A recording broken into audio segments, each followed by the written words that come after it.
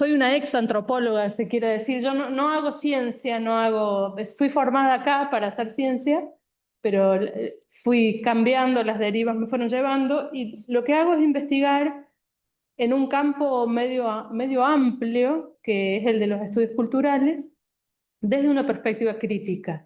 Si yo tuviera que situarme, me situaría en la crítica cultural de las disciplinas científicas, de las disciplinas antropológicas. Específicamente, el área y lo que a mí me interesa es la relación que muchas veces permanece un poco oculta entre la arqueología, la política y la comunicación, todo lo que sean los dispositivos comunicativos a través de los cuales se difunde el conocimiento arqueológico. Ese sería el gran campo en el que me inscribo y a partir de ahí, como ustedes vieron, los objetos a los que me dediqué en mis dos tesis fueron, por un lado, los niños del Yuyayaco y por otro lado, los museos arqueológicos en México, con algunas salvedades con las que ahora voy a entrar respecto a la antropología forense.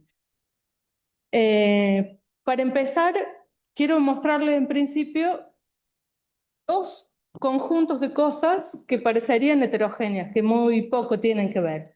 Y lo primero que se me ocurrió era mostrar las dos páginas en inglés y en español acerca de la antropología forense, y que, como en el título yo sugerí, esta conferencia se llama Las batallas de la antropología forense, el caso mexicano. Como el título sugiere, pienso que este es un campo que no solo da instrumentos para plantear disputas o batallas, y esas serían las batallas de la antropología cultural, sino que el campo en sí mismo es un campo de batalla, disputado por dentro. Entonces, dudé si ponerle de la antropología cultural o de forense o en la antropología forense, ¿no? Opté por el de la antropología, pero acuérdense, da instrumentos para pelear fuera del campo disciplinario, pero también es un campo que está disputado hacia adentro. Entonces aparece ahí una politicidad muy importante. Ya voy a adentrarme en los artículos, pero ese es un conjunto, lo que podemos ver en los artículos de Wikipedia. El otro conjunto es mi tesis doctoral. A ver, por lo menos solamente quiero mostrarles para que vean que no es tan directo ni tan sencillo. Quiero mostrarles simplemente el índice. Bueno, ahí está la universidad, todo lo que puede surgir.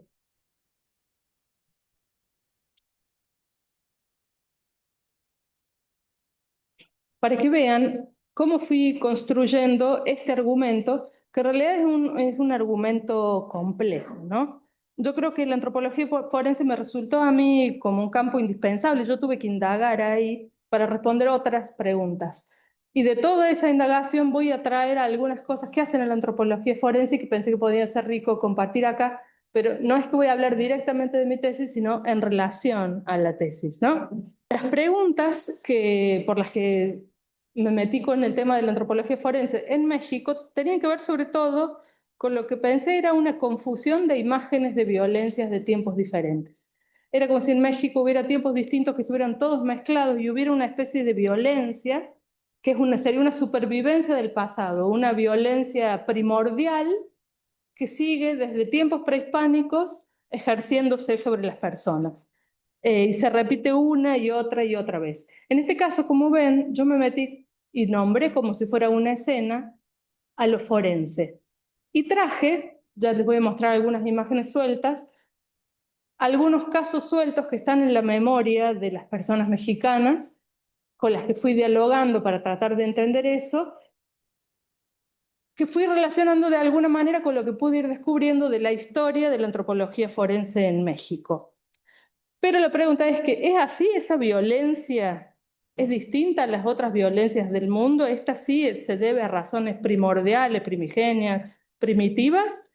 ¿O son violencias actuales, producidas por causas actuales, que se legitiman de alguna manera usando imágenes de la violencia del pasado, especialmente las sagradas, el sacrificio humano? Seguramente todos y todas ustedes tienen una imagen del sacrificio humano en México. Vaya a saber con qué trayectoria, pero son imágenes que circulan y circulan y circulan y están muy cerca cuando tenemos que dotar de sentido las violencias de hoy? Esa era mi pregunta, ¿no? Y ya voy a tratar de aclarar a ver si puedo explicar cómo lo relacioné. En mi trabajo, por supuesto, me incliné por esa segunda opción. Las violencias son contemporáneas y se legitiman en imágenes de otros tiempos. Y para sustentar mi argumento, necesité meterme con la antropología forense, pero no como una disciplina o un campo aislado, sino en un campo articulado con otras disciplinas antropológicas y de la historia del arte, con la antropología social, con la arqueología sobre todo, y también la antropología forense. Eh, Esas disciplinas se entramaron de un modo particular en México, que es diferente a la forma en que se entramaron esas disciplinas en Argentina, donde lo científico fue para un lado, lo artístico fue para el otro, las preguntas por la cultura por otro. En ese marco, entonces, caractericé lo forense como una escena que se superponía parcialmente a la escena que se representa en los museos arqueológicos. Esas escenas, la forense y la museística, desde mi punto de vista, producen afectaciones de las que no tenemos un completo registro consciente en quienes las contemplamos. Entre esos efectos hay unos efectos políticos, una determinada manera de entender el poder y el orden y la organización social. Entonces, esos efectos políticos hacen sentido o tendrían sentido solo si podemos interpretarlas en función de la historia del campo antropológico mexicano. Unos efectos políticos y una historia. Como en todos lados, y según recomiendan los historiadores de la ciencia, para entender la antropología hay que tener en cuenta siempre una tensión que se produce y ahí entronca con los objetivos de este grupo de wikipedistas, una tensión entre lo que los centros científicos mundiales que están ubicados en el norte de alguna manera imponen con una cierta colonialidad sobre nuestros países y las tradiciones locales, nacionales, que de alguna manera o confirman lo que se impone metodológica, paradigmáticamente desde el norte, y a veces, como en el caso de México, se fortalecen de un modo muy nacionalista, muy ligado a otras cuestiones. Pero eso siempre, esa tensión entre lo local y la disciplina globalmente establecida como una verdad desde el norte, siempre va a adquirir esa relación un modo particular y hay que tenerla en cuenta. Eso como una salvedad ahí, voy a tratar también de hacer esas salvedades acá. A eso algunos autores críticos de la colonialidad del poder le dicen geopolítica del conocimiento o geopolítica del saber y analiza específicamente las relaciones de saber-poder. Uno de esos autores se llama Walter Miñolo, después si les interesa podemos profundizar ahí. En el caso de la antropología forense, como también los resultados de las consultas en los artículos de Wikipedia mostraron, la influencia más poderosa, como todo, hoy es de Estados Unidos, sin lugar a dudas. Pero también es una influencia que se entronca históricamente con otras influencias que tienen que ver con el desarrollo histórico de la antropología física primero, antropología biológica después, que derivaron, no solo la antropología física, sino todas sus aplicaciones técnicas que han tenido historias variadas, desde el higienismo para la mejora social, la antropología criminal, toda una serie de aplicaciones de la antropología física que emanaron de los centros académicos europeos, Francia, Alemania, Prusia, Austria, a veces juntos, a veces separados, según el momento histórico, Inglaterra o Italia, incluso en el caso de Lombroso y su antropología criminal hasta la Segunda Guerra Mundial. Desde la Segunda Guerra Mundial, después, todo es de Estados Unidos. Pero, volviendo al capítulo forense de mi tesis, este capítulo 4, ahí yo trato de esbozar algunas ideas que creo que podrían ponerse en diálogo con los contenidos de los artículos de Wikipedia, sobre todo para rellenar unas ausencias que están muy fuertemente en el artículo en español, que son la dimensión política y la dimensión histórica, pero ya nos vamos a adentrar. Esta idea que yo defiendo en mi tesis es que en México, por su historia, por su trayectoria particular y por su posición geográfica, colisionaron dos vertientes contrapuestas de la antropología forense.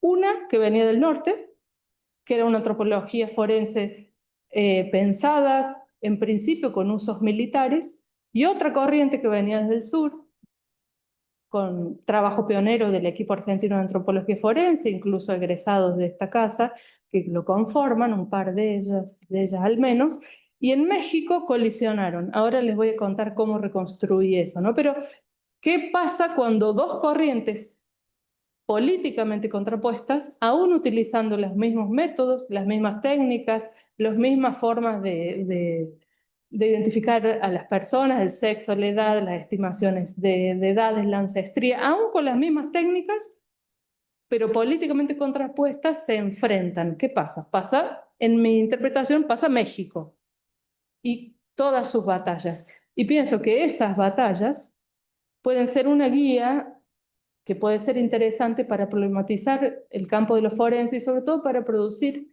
conocimiento y compartirlo respecto a las distintas trayectorias en distintos lugares, tanto en España, que la próxima charla es sobre el franquismo, ¿no? Sobre las aplicaciones del franquismo, como para la antropología forense en Perú, en Guatemala, en Colombia, que cada una de ellas tiene también sus trayectorias particulares, pero todas en algún punto se relacionan y se tocan. Vamos entonces al artículo de Wikipedia en inglés. No lo voy a leer, está ahí, apenas voy a comentarlo un poquito. Pero lo primero con que nos encontramos en el artículo, yo me voy a meter puntualmente en el contenido, después las métricas y esas cosas las pensarán los especialistas. Lo primero que tenemos es una definición que nos dice que la antropología forense es la aplicación de un conjunto de técnicas y saberes a un campo específico, el campo legal, lo jurídico. El eje que se hace en este artículo tiene muchísimo que ver con la identificación de las personas, pero también dice que una de las funciones de la antropología forense es documentar genocidios y fosas comunes. Se remarca también, haciéndonos acordar que estamos en un marco que es legal, que los antropólogos y los antropólogos forenses participan como testigos expertos en procesos jurídicos, en juicios, y esa, en lugares de enseñanza de la ciencia como esta casa, suele ser una dimensión que olvidamos muy fácil. Nos vamos a la técnica, al resultado, a la aplicación y nos olvidamos de los contextos. Bueno, para la antropología forense el contexto de lo legal, la participación en relación con una parte en disputa en un proceso legal, si hay una batalla jurídica entre una parte acusadora y una que defiende, los antropólogos y las antropólogas se van a ubicar ahí en esa disputa. Imposible la neutralidad para la que nos entrenan en la academia científica, ¿no? Eso también lo olvidamos muy, muy fácil. Después, esta página es muy interesante porque sigue con unos usos modernos de antropología, ¿no? Los primeros se relacionan con la investigación criminal, pero después aparecen dos párrafos que son muy relevantes.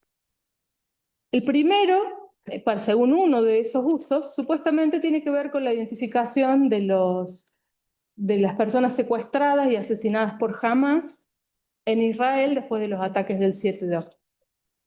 Inmediatamente después hay otro párrafo que habla de la muerte de los niños palestinos en el asedio israelí y las represalias sobre eso. Fíjense, son dos párrafos además largos que están hablando de una disputa que es totalmente contemporánea, actual, que es política, profundamente política. Entonces tenemos ahí, después de la definición, inmediatamente se nos presenta, aún indirectamente, porque nadie lo plantea en esos términos en el artículo, quien lo editó no lo planteó de ese modo, pero se nos presenta inmediatamente la dimensión conflictiva. ¿Cuál es el problema? ¿Cuál es la tensión? ¿Cuál es la disputa en la que va a intervenir la antropología forense? En este caso, en relación a Gaza. E inmediatamente después de esa tensión, de estos usos contemporáneos, aparece la historia. Después sigue los métodos, los subcampos, que no es a lo que me voy a dedicar yo en este caso, pero bueno, respecto a la historia dice que es un desprendimiento de la antropología física, de un desarrollo de uso militar después de la Segunda Guerra Mundial, y mi interpretación de esto es que pareciera ser, cuando pensamos en antropología forense, que todo el tiempo se trata de distinguir entre los muertos, unos muertos de otros muertos. Y a veces, como vamos a ver dentro de un rato, cuáles son nuestros muertos y cuáles son los muertos de los otros. Los nuestros para que tengan su ritualidad y los de los otros, vaya a saber con qué otro fin, ¿no? Pero eso lo dejo ahí en suspenso. Vamos entonces a la página que está en español, al artículo en español.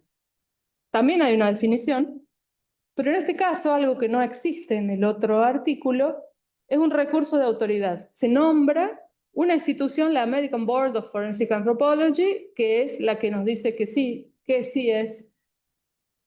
El artículo en inglés no necesitó remitirse a ninguna institución, en este caso sí. Eso es un recurso de autoridad y marca de alguna manera otra vez la colonialidad de este tipo de saber. Nosotros necesitamos referenciarnos en una institución de ellos para poder empezar a hablar. Está al principio. Ellos hablan, ahí queda, ¿no? También en este caso se resalta la cuestión del proceso legal, pero llamativamente en la página, hasta el final, cuando se introduce el tema de América Latina, a ver si, espero no marearlos, cuando se introduce América Latina, que solo aparece eso y una referencia al equipo argentino de antropología forense, no había referencias a lo que sí hay en la otra página, documentación del genocidio y la excavación de fosas comunes, que tampoco con ese nombre se hablan en cuanto al equipo argentino de antropología forense.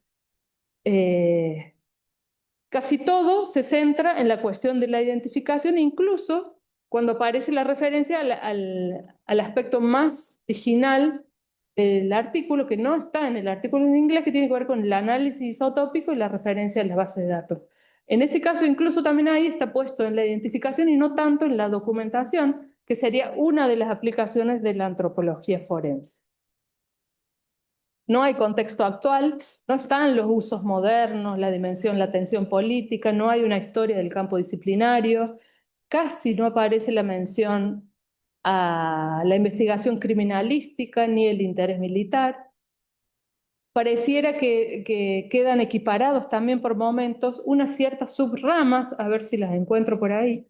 Fíjense acá en la lista, está la arqueología forense, la antropología cultural forense, hay subramas, subcampos o técnicas que parece que construyeran y definieran por sí mismo de qué se trata, y además subdisciplinas sobre las que no hay claramente un consenso. La antropología cultural forense, por ejemplo, no está establecida en la investigación criminal en casi ningún lugar, excepto yo creo que en México y o en España, como apoyo de la psicología forense, y entonces entran todas las otras ciencias forenses, la medicina forense, la odontología forense, y queda todo como entremezclado, como confundido. ¿Qué podemos hacer nosotros o cómo podemos trabajar para mejorar esa especie de confusión que se nota ahí, esa especie de colonialidad? Y sobre todo, ¿qué podemos aportar en una coyuntura tan delicada como esta? Ya vimos qué pasa en Gaza. El caso de México también es lacerante en términos de antropología forense y voy a meterme con eso un poquito más adelante. Decía que creo que mi aporte o lo que he tratado de pensar en relación a todo esto para el capítulo 4 de mi tesis hace justamente a la cuestión histórica y la cuestión política. Ahí voy. Lo primero, bueno, como argentina y como estudiante de esta casa y como nacida en el año que nací y como producto de esta historia, yo creía que la antropología forense empezaba con el equipo argentino de antropología forense. Así llegué a México además y creía que en México la antropología forense empezaba con el equipo argentino de antropología forense. Me equivoqué profundamente, tuve que desaprender y reaprenderlo todo y poder ser capaz de criticar y de repensar todo lo que estaba ahí. Sin embargo, después de haber investigado, sí, me doy cuenta de que el equipo argentino de antropología forense es un parteaguas en la historia de este campo y que además se ha convertido en paradigma difundido a nivel global, ¿no? Para pensarlo. Otra cuestión de la que tuve que despojarme fue esa ilusión de que si le despejamos la parte política y le despejamos la parte histórica, sí tenemos un conjunto de técnicas que se pueden aplicar sin dejarse contaminar por todo eso, porque hacemos técnicas, hacemos ciencia. Yo tengo un pequeño entrenamiento en bioarqueología y en antropología forense. Después la vida me llevó por otros lados, pero claro, siempre pensé que se podía hacer antropología forense y que otras personas se ocuparan de los problemas políticos. No, para nada. Piensen incluso en este escenario bélico global. Piensen en cómo se están tambaleando las instituciones que regularon las relaciones internacionales los últimos 70 años después de la Segunda Guerra Mundial. Los peritajes forenses de violaciones de derechos humanos se hacen desde Naciones Unidas, bajo la protección de fuerzas de seguridad de Naciones Unidas. Es imposible despejarles la dimensión política y bélica, ¿no? Y también recordemos que nombrar, categorizar, narrar son modos que tenemos nosotros de intervenir en el mundo, de recrearlo intersubjetivamente para poder ponernos de acuerdo sobre cómo actuar en el mundo. Todas estas experiencias de nuestros países latinoamericanos e internacionales, que parece que están muy separadas y son muy distantes, vamos a empezar a ver que están profundamente interrelacionadas. Pero vuelvo a México. Yo llegué en 2016, hacía muy poquito tiempo, había sucedido el caso de Ayotzinapa, no sé si lo conocen. En 2016, en septiembre, 23 estudiantes de una escuela de maestros de un estado bastante pobre de México, que es el estado de Guerrero, sería el equivalente a una provincia, fueron emboscados. Ellos habían tomado unos colectivos para participar en una manifestación en la Ciudad de México, en una conmemoración de la muerte y desaparición de otros estudiantes en 1968, fueron emboscados y desaparecieron. Uno de ellos apareció muerto, con su rostro desollado, como si hubiera sido en un ritual sacrificial, y fue un caso que volcó a toda la población de México a la calle, grandes manifestaciones, y produjo mucho movimiento en el campo de la antropología forense. Hacía 2 años, apenas 2 años había sucedido ese caso, ¿no? En todos lados empezaba a crecer en todo el mundo la imagen de México como un país violento, un país que era el epicentro de desapariciones masivas, de violencias de Estado, de narcotráfico. Esos años también eran los últimos años del presidente de un partido que se llama PRI, que es el Partido de la Revolución Institucional, que gobernó 70 años, antes del año 2000, gobernó 70 años seguidos y creó algo que un escritor llamó la dictadura perfecta, sin que hubiera habido nunca una dictadura en México. Bueno, esos años eran los últimos del último presidente del PRI y se venía preparando lo que es ahora el gobierno de la 4T, que se le dice, la Cuarta Transformación o el obradorismo, un partido nuevo.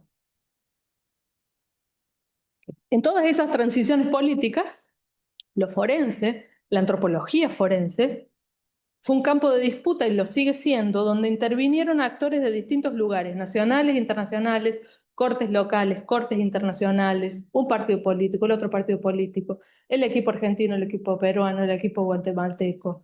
Todo el mundo intervino, las Naciones Unidas, la Cruz Roja, me van a faltar las universidades, etcétera, etcétera, etcétera. Con distintos intereses todos estos actores.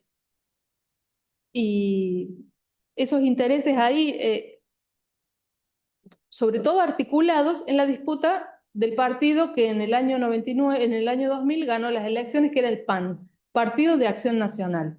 El PRI y el PAN se tiraban los muertos encima unos a otros.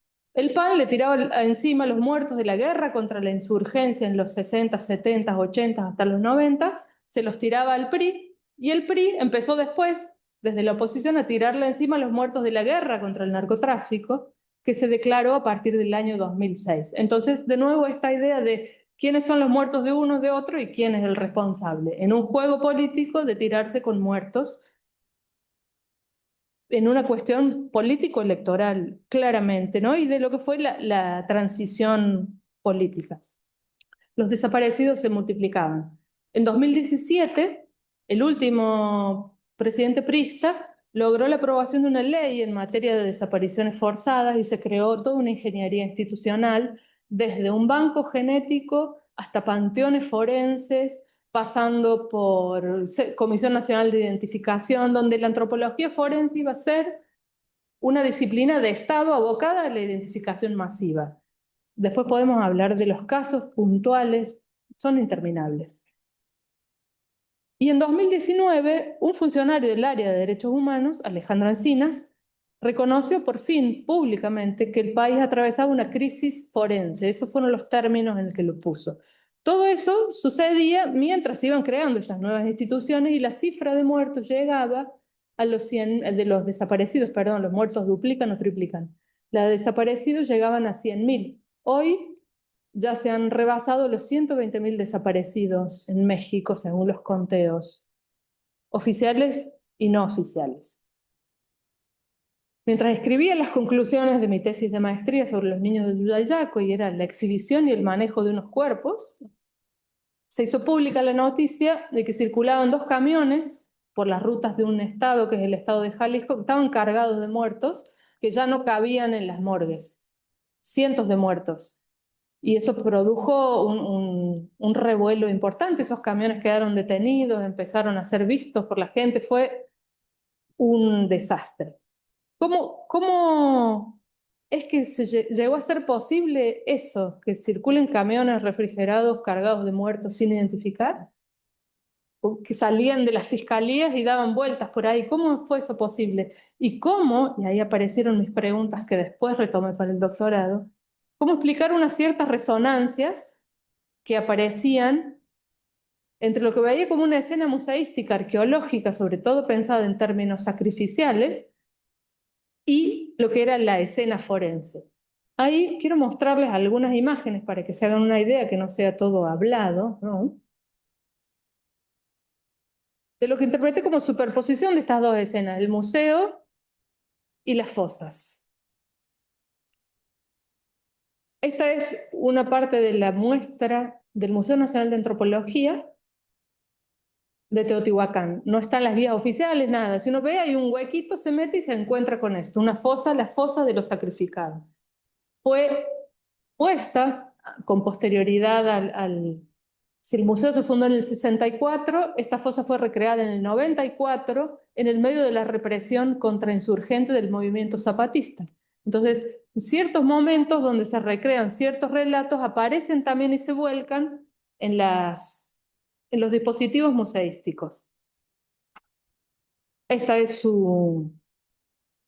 sería como la cédula lo que explica, ¿no? Es una reproducción de un entierro, y lo llamativo es que después del segundo punto dice, en esta fosa se hallaron 9 individuos. ¿Cómo una fosa?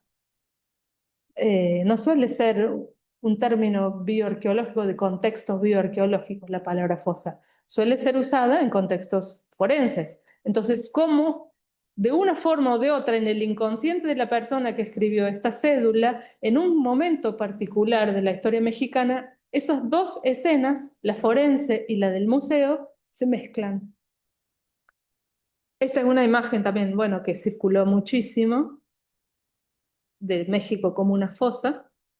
Esta es la primera morgue del Servicio Forense de México. Si se fijan, está construida a imitación de un templo prehispánico. Ahí no se va a llegar a ver, pero esas 2 partes rositas a los costados de la escultura son altorrelieves de inspiración maya, y la escultura que está en el centro es la Coatlicue, la madre del dios Huitzilopochtli, a quien aparentemente, según el relato mito histórico mexicano, se le dedicaban la mayor parte de los sacrificios. Entonces, un familiar que iba a reconocer a su familiar en la morgue pasaba al lado de Coatlicue, a quien se le dedicaban los sacrificados, ¿no? Hay como muchas cuestiones ahí entremezcladas. ¿A quién se le ocurrió hacer una morgue con forma de templo prehispánico? No pude conseguir ni siquiera el nombre del arquitecto, así de confidencial es esto. Además es un edificio que está medio escondido en lo que se llama Ciudad Judicial. Este es el caso, un caso que fue muy famoso, ahora hay series, no sé si en Netflix o en una de estas plataformas de streaming que se llaman Los Narcos Satánicos, en 1989. Se suponía que un grupo de narcos a la vez se dedicaba a servicios de evidencia, narcovudú le decían en Estados Unidos, porque el caso fue producido, pensado y puesto en escena por la televisión mexicana, pero guionado en Estados Unidos por el FBI, por la DEA, y estos narcos satánicos le vendían servicios de evidencia a la policía judicial y a los narcos y también traficaban. Todo termina con una historia muy truculenta del santero cubano, que tenía un amante, dos amantes hombres y una amante mujer. Pero en este punto aparecen los forenses. En esa escena forense no había forenses. Ese señor es un narco vudú, uno de los integrantes de la banda, que es obligado por los integrantes del equipo judicial a desenterrar con sus propias manos, como ven ahí, los cadáveres de sus supuestas víctimas, quienes habían sido sacrificados en un ritual. Fíjense también cómo se pone en escena para los periodistas. Fue tomado con... Casi nadie denunció que era un montaje televisivo como varios que después surgieron en México, ¿no? Pero ahí está, a escasa profundidad, el suelo estaba visiblemente removido, hay un montón de cosas que unos ojos entrenados en arqueología pueden notar inmediatamente, ¿no? Esos son los forenses, esos dos señores que no tienen ni unos guantes. Bueno, el procedimiento forense deja mucho que desear, y así es como lo cubría la prensa. Ya son 15 sacrificados en rituales satánicos. Entonces, de nuevo, una escena forense interpretada en función, pero esta es a la inversa, la escena forense interpretada con cuestiones arqueológicas y la otra era una escena arqueológica interpretada con lo forense. Esa es la idea de la superposición de la que les hablaba. Esto fue un caso escandaloso, se llamó el caso Ruiz Massieu, es otro montaje para televisión. En este caso, el desaparecido era un diputado nacional que se decía había mandado a matar al presidente del PRI. En 1994, cuando estaban la transición, habían matado al candidato a presidente más importante, llamado Colosio, un momento de gran violencia, y supuestamente en esta quinta, que era del hermano del presidente de la nación en ese momento, estaba enterrado un diputado muerto, imagínense. Cámaras, y esta es la excavación forense. El señor no tiene ni una mancha en el guardapolvito forense, está hecho con pala mecánica. Obviamente, en el fondo del pozo hay una bolsa donde saca los restos. Ese que está agachadito ahí era el procurador, el fiscal, como en una serie yankee. Y fíjense ahí, el cráneo, tiene algo raro el cráneo, ¿no? Bueno, es el corte que se hace a los cráneos que han pasado un procedimiento de autopsia. Resultó que había una vidente, una señora que era vidente, que se había contactado con la fiscalía, había dicho que en un sueño, en un acto de evidencia, le habían dicho dónde estaba enterrado este señor, pero se cree después de una investigación por otra agencia judicial que ese era el consuegro de la vidente, que le decían la Paca, que casualmente desapareció del cementerio por esos días. Los huesos se llevaron a Estados Unidos, se hizo un ADN, nunca se dio a conocer claramente el resultado, pero los yanquis dijeron que sí, que era el diputado. Se interesaba desacreditar claramente al presidente, ¿no? Lo arqueológico, lo forense y lo mediático, todo mezclado. Acá ya cambia la cosa. Esto es 1999. Supuestamente del lado estadounidense se habían empezado a formar colectivos porque los grupos narcos ya desaparecían personas en Ciudad Juárez. Esto es Ciudad Juárez.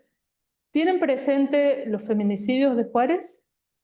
Bueno, los feminicidios de Juárez empezaron a ser notables públicamente en el 93-94. Esto le siguió y le llamaron Operativo Conjunto Narcos Cementerios. Vino una delegación del FBI, una delegación de la CIA a Ciudad Juárez, cercaron el lugar como si fuera una zona militarizada, los ven ahí armados, ya nada del montaje burdo y nada de evidentes, imagen, no, no, no. Llegó la ciencia forense militar de Estados Unidos para poner las cosas en su lugar. Georradares, tridimensión, sondeos, todo lo que debe ser. Supuestamente eran 200 desaparecidos, denunciados por organizaciones de familiares del lado estadounidense, aparecieron 6 y de los resultados que se supo eran todos informantes de la DEA que trabajaban infiltrados en los cárteles de drogas. Piensen la dimensión de esto que esto tiene. Estos ya son casos más recientes, una exhumación de una fosa común en un legal, es la fosa común de un cementerio donde ha habido para un cuerpo que ya estaba identificado, entonces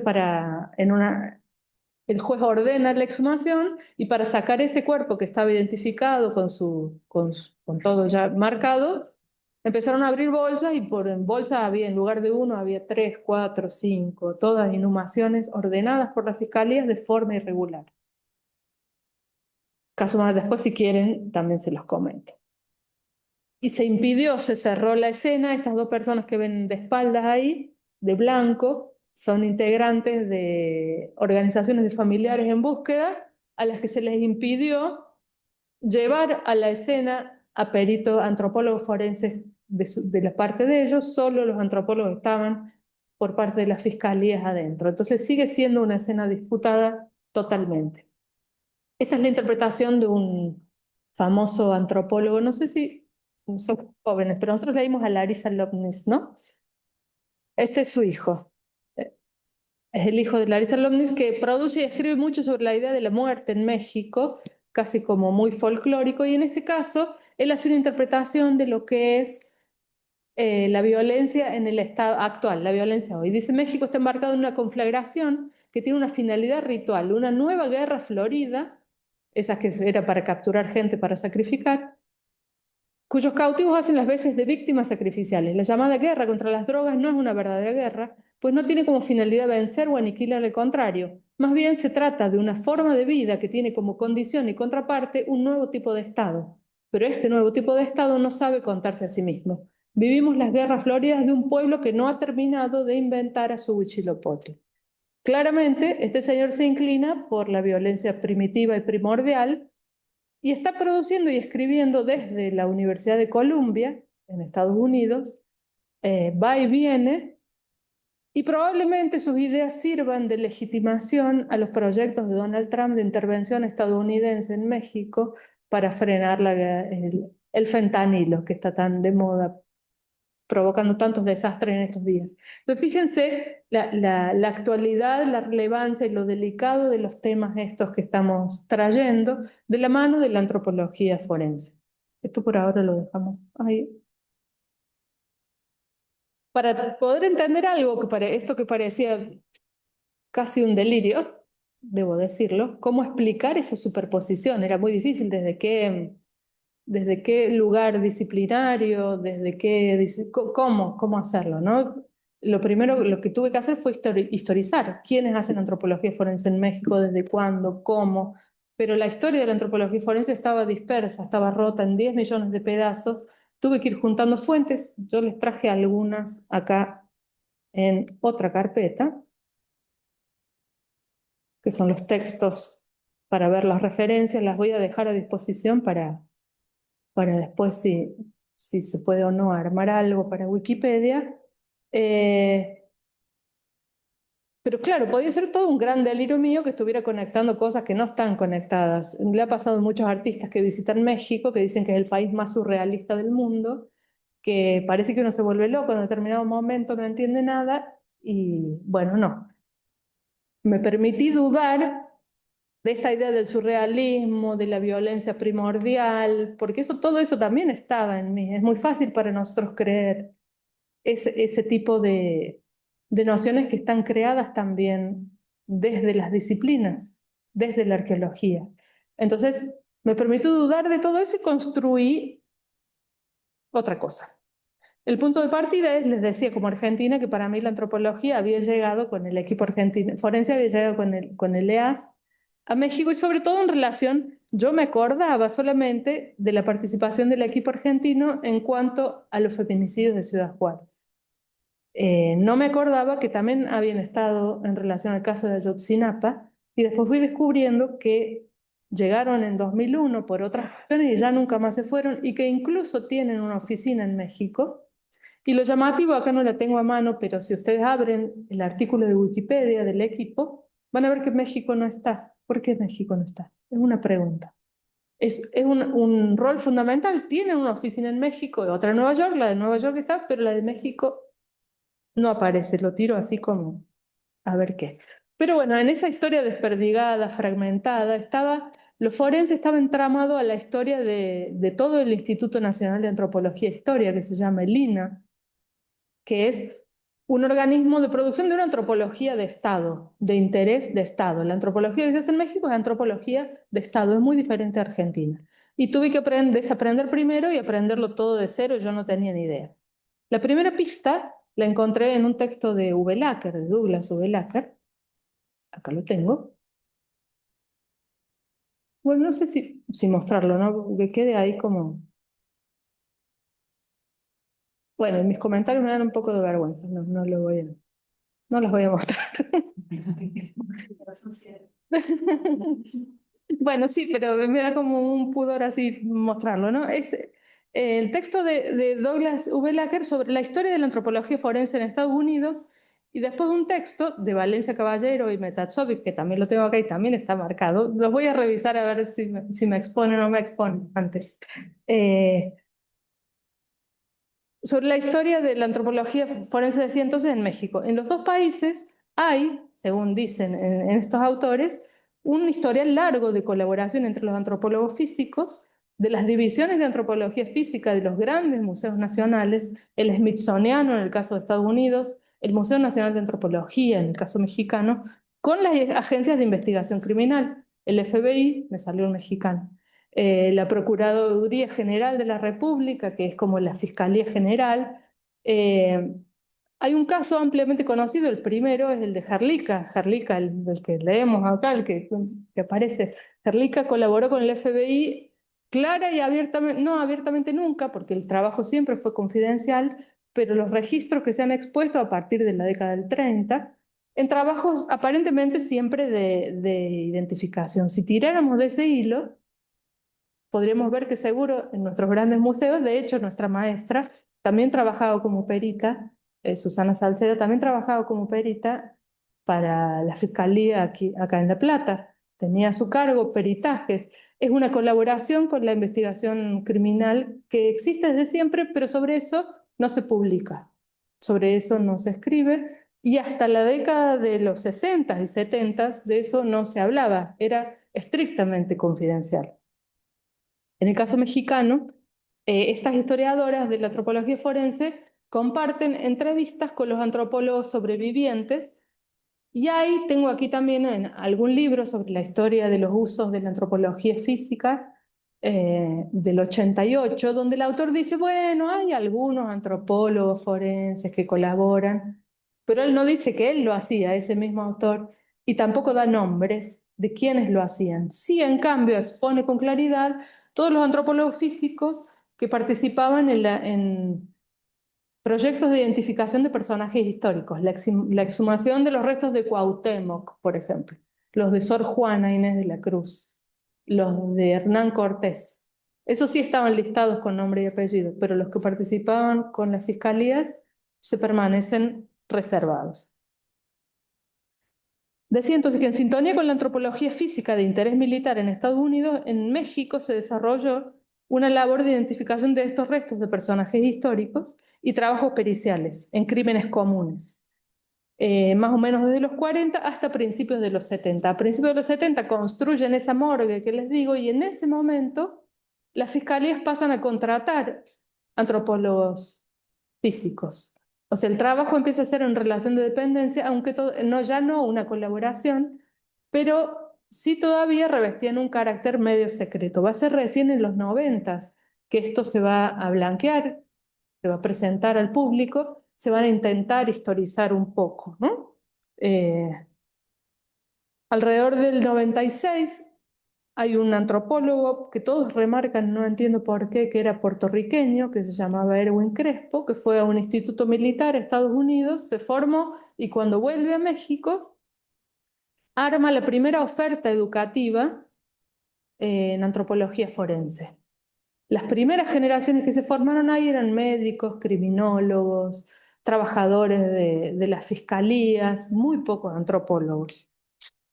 Ellos fueron los primeros, ¿no? En la procuración de justicia, tanto nacionales como de los estados. Pero en esa misma época, segunda mitad de los 90, era que ya empezaba a hacerse famosa a nivel mundial la labor del equipo argentino, que por ese momento identificaba los restos del Che Guevara y era convocado a participar en peritajes y documentaciones, por ejemplo, en la Guerra de los Balcanes, en Guatemala, muchísimos casos ahí empezaban a circular. Por esa misma época también, Jane Wickstra se preocupaba muchísimo por deslindar lo que era la antropología forense por un lado y la bioarqueología, presentarlas como cosas diferentes, como si yo pudiera, como decíamos antes, decir, bueno, estos son cuestiones políticas y de investigación criminal y judiciales. Esto es investigación académica.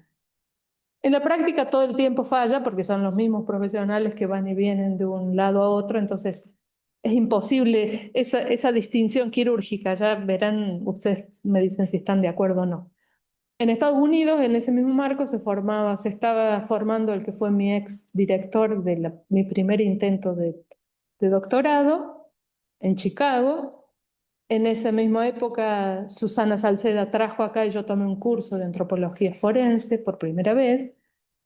En ese mismo momento, en México, la Dirección de Antropología Física del INAH constituía el primer equipo de antropología forense, que después fue convocado a participar en peritajes.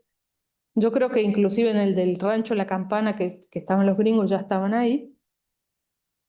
Se producía el escándalo de la tapa de los sesos en el campo del hermano del presidente. Se estaba reprimiendo la insurgencia zapatista y de agrupaciones campesinas con las masacres de Acteal y de Aguas Blancas, por ejemplo. En ese mismo momento se reestructuraban las salas del Museo Nacional de Antropología y se ponían todos esos esqueletos sacrificados de la fosa. En ese momento recién empezaban, hacía 2 o 3 años, el registro de feminicidios de Ciudad Juárez y era el principio del fin del gobierno priista. Algo claramente pasó en el campo forense en esa época y algo pasó a principios del siglo XXI.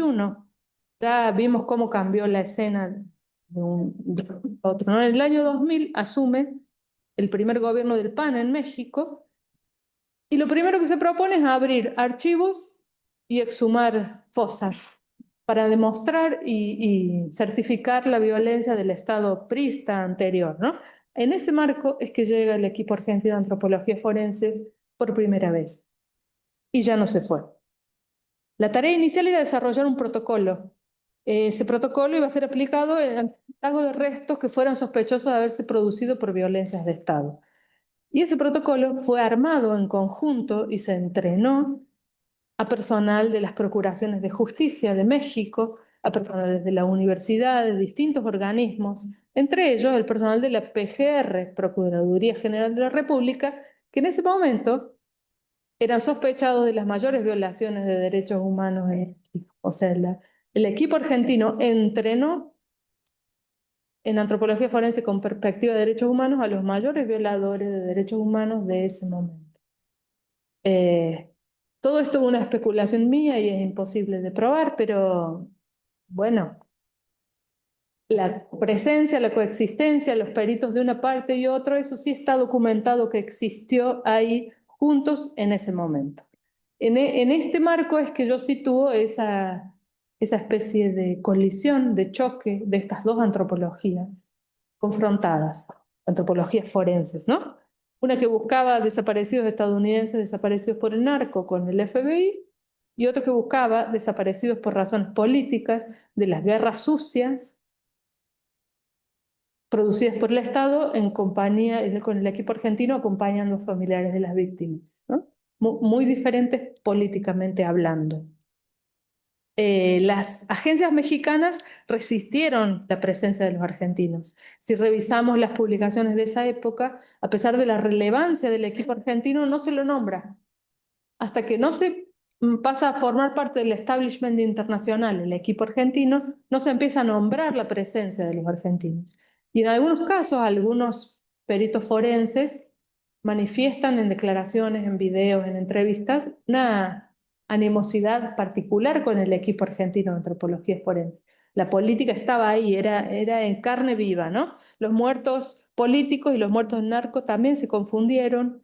Se intentó formar, en uno de estos textos que les traje también queda clarísimo cómo el influjo y la inspiración del equipo argentino hizo que se intentaran en distintos momentos crear equipos similares, como sí pasó en Perú, como sí pasó en Guatemala, pero en México fracasaron una y otra vez, se armaron, se desarmaron, aparecieron los comités de expertos y simultáneamente, en el marco también de la guerra contra el narco, empezaron a aparecer especialistas en el borrado del ADN de los desaparecidos.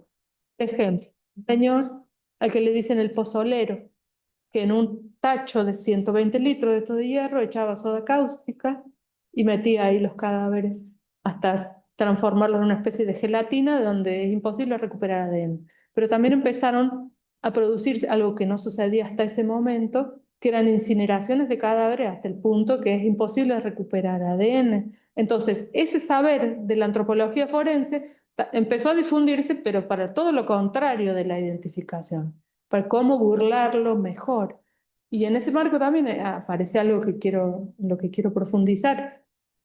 Se produce una especie de lenguaje de los restos, con los restos, que usa los restos de las personas en una confrontación, ¿no? Pero eso todavía no tengo nada claro. Simultáneamente estaba entonces el proceso de democratización, la alternancia partidaria, la firma de tratados de libre comercio en Estados Unidos.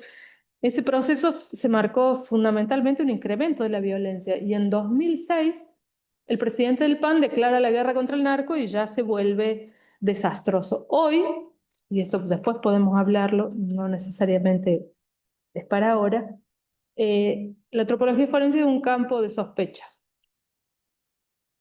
en la relación bilateral, ¿no? En la Comisión Nacional de Búsqueda, si las personas participan en la creación de bases de datos domiciliadas en Estados Unidos, aparece la idea de que de alguna manera están haciendo espionaje dentro de las estructuras de gobierno de México. Entonces, cambian las autoridades de la Comisión de Búsqueda y en todo este marco hay un abandono profundo y a veces un uso político muy extraño, todavía no me animaría a calificar, de las asociaciones de familiares que han sido desatendidas y el sufrimiento se multiplica. Imagínense 120.000 desaparecidos en los cálculos estimativos.